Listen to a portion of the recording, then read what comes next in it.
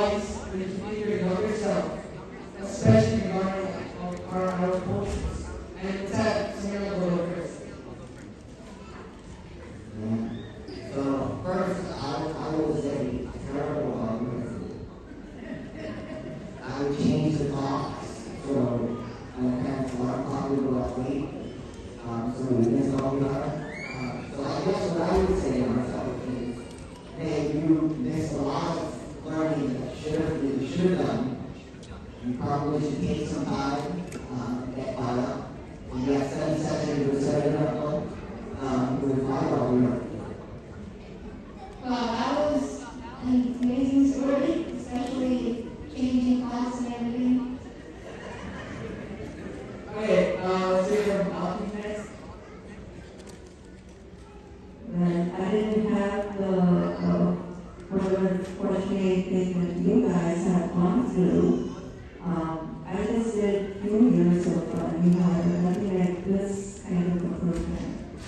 But if I were in your position, I would definitely say, go out there and be strong with whatever you believe in, and learn more about our Sanatana Dharma. There's so much to offer, and it's the mother of all religions, I would really say, because it's for the humanity. So we're all celebrating Shakti here, and Hindu Dharma is all full of Shakti.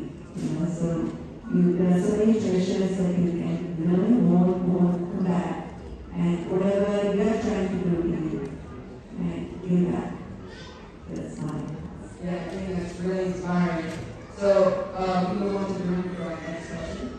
So for our next question, this will be for you, Sandra. We normally teach a 6th grade values class and use activities like card games to explore ideas like pressure and greed. Could you share a situation in your life where you apply these values taught in your class?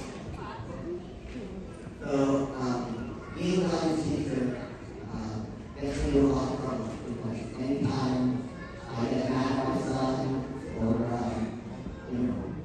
get frustrated, I tend not to throw him in my face. The daily example I'll give you is my son goes to school after driving to the city every day.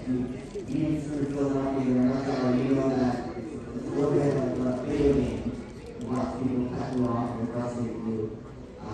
And so if you get that, one of the lessons I teach every year is this idea that in order to fight the 6 enemies of mind and not get frustrated and angry and spiral into something, you have to make an excuse for that person. So you tell yourself a story. Hey, that person cut me off because they're late for work and they're late today, they're very tough. Or maybe they're sick and they need to get to the doctor. And that comes out. And so that's one of the things that I talk about. Wow, I think that's something that we can all learn from, and everybody should use for your advice. Okay, so this is like a similar question, but for one of you. So we know you read Bhagavad Gita, and so what's the lesson from the Bhagavad Gita, or like how you that you use in your daily life, or just your life in general? I really like the verse Buddhe Atmanatman. So that verse tells that lift yourself by yourself. You're your own friend, you're your own enemy. So that's a very powerful thing. So if I really want to improve myself, whenever I feel low, that's spiritual prayer or Krishna. So it goes like Buddhe Atmanatman, Atmanam Avasari, Atmaiva Atmaiva Buddhu, Atmaiva Ikulatman. It is enemy. You're your own enemy, you're your own friend. Well, that was a very beautiful example that you shared with us, Mom. But learning in the classroom can usually go both ways. And that leads us to our next question.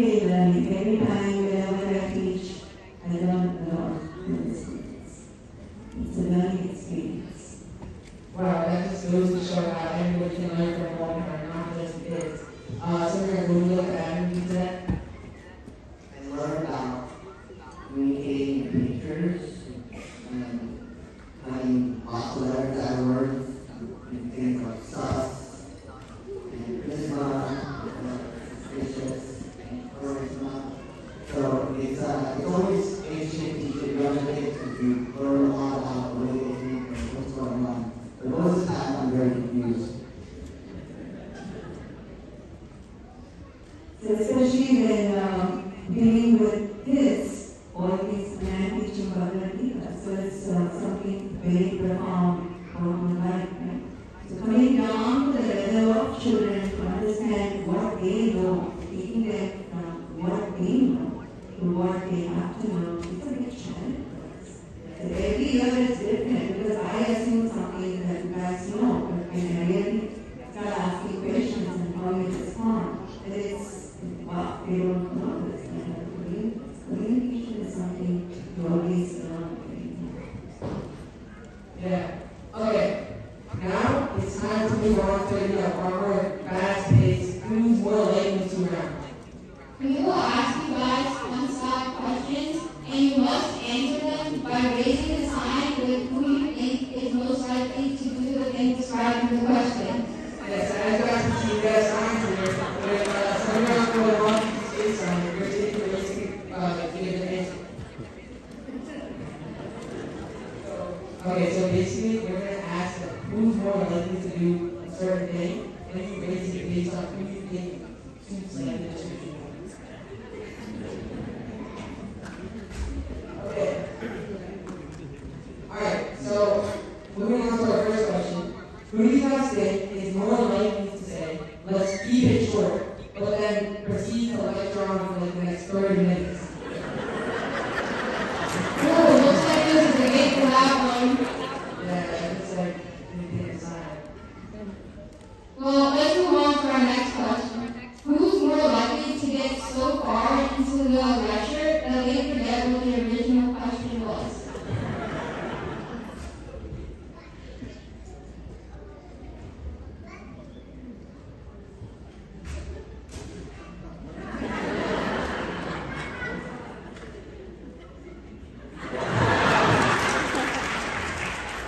Okay, looks like somebody will take that one.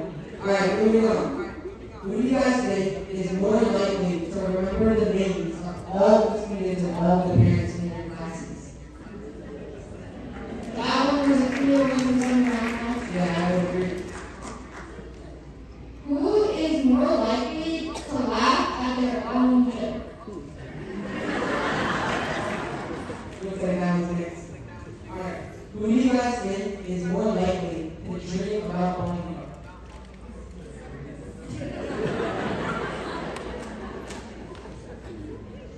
Alright, 3 next.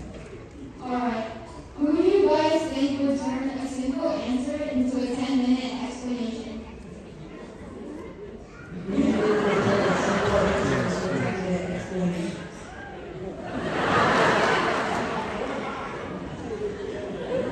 We have opposing views on that one. Alright. Who do you guys think out of the two of you likes to be called their title more, like president or director? Who likes to be called their title?